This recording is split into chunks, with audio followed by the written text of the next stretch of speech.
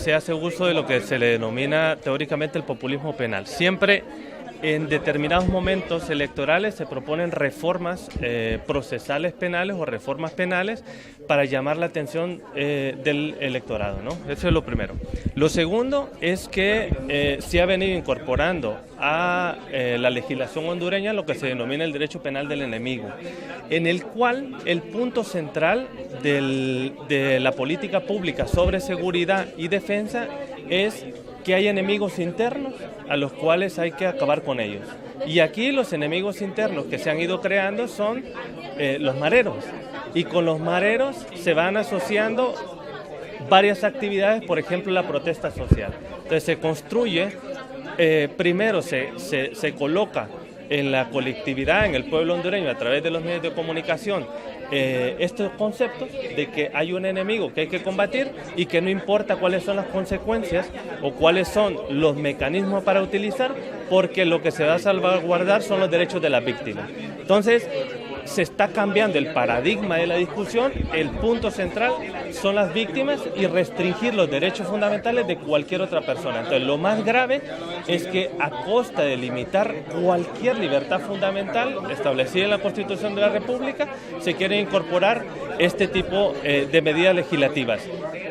Las consecuencias no solo son teóricas, las consecuencias van a ser que en los próximos meses van a empezar a utilizar estos mecanismos y no necesariamente contra las personas que delinquen, sino que contra opositores políticos y contra personas que están en la lucha por los derechos humanos o la lucha por los derechos, por los recursos naturales. ¿Cómo se podría estar implementando ya este artículo 335 del Código Penal con personas que se manifiesten, como vos ya lo decías, en contra del gobierno de Juan Orlando Hernández y todas las decisiones que vaya a tomar en este escenario político electoral? Puntualmente por la protesta social, porque a través de la protesta social se ha levantado toda una campaña de que lo que se genera es violencia contra los bienes de las empresas. Entonces lo que se quiere es que dentro de la protesta siempre van, digamos que muchas veces el propio Estado incorpora personas para que hagan, digamos, algunos elementos de violencia y luego criminalizar al resto de o a los líderes o lideresas en las protestas sociales. Entonces ese es un aspecto. El otro aspecto es la autocensura que genera en las personas para generar opinión pública. Ese es el otro gran efecto, porque la gente sabe que la opresión que generan los mecanismos legales, los mecanismos estatales para, o las consecuencias que puede tener de empezar a decir o a criticar políticas públicas o acciones del gobierno, sabe que puede tener consecuencias parecidas, porque a la par de esta reforma van reformas en vigilancias electrónicas de los celulares, del internet, de lo que se busca en la web.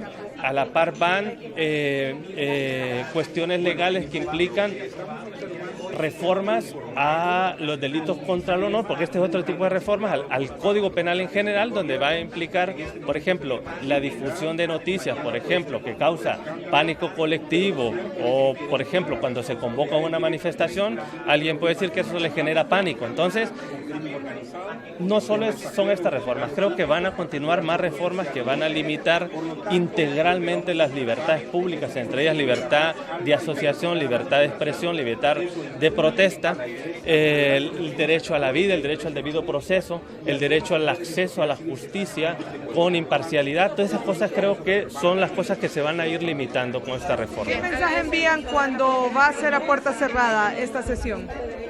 Bueno, primero es que ese es un mensaje claro para decir que no es un asunto colectivo, es un mensaje donde segregan a la mayor parte de la población. Las reformas penales deben pasar por un debate profundo, no solo entre los diputados y las diputadas, sobre todo con la crisis de representatividad democrática que hay en este país. Es necesario que para implementar reformas se abran mesas con la población para saber qué opina, pero conceptualizando con conceptos ya establecidos. Por ejemplo, el concepto de terrorismo, no debemos venir a inventar un nuevo concepto de terrorismo, porque ya hay parámetros técnicos y teóricos establecidos por Naciones Unidas para hacer la discusión. De lo contrario, vamos a discutir dentro de un marco conceptual de censura, dentro de un marco conceptual que limita libertades públicas como el debido proceso, como el derecho a la inocencia, como el derecho a un juicio justo, como el derecho a la libertad de opinión y de expresión. Entonces creo que hay que tener mucho cuidado porque la situación de las reformas penales empieza hoy.